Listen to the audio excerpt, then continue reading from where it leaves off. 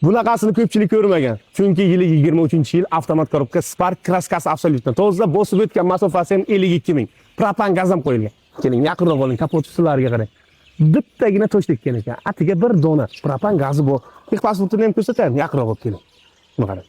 23-yil. Mazza qilmaysizmi? Xo'sh, balon diska holatlari yaxshi, tonirovkaga afsuski ruxsati yo'q. Moshincha zo'r 22-yilini o'z ko'zim bilan ko'rdim.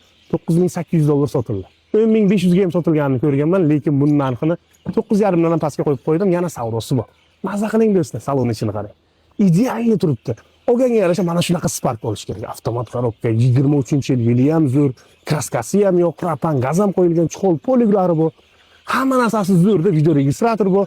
O'zi zavodga pulta chiqarib bilasizlar. Bu aynan mana shu 4-pozitsiyasi avtomat korobka bu zo'r, elektron rul bilan tormozniylarda ham farqi bor. Holati zo'rda. Keling, orqalarini ham qarang. Ezilib ketmagan.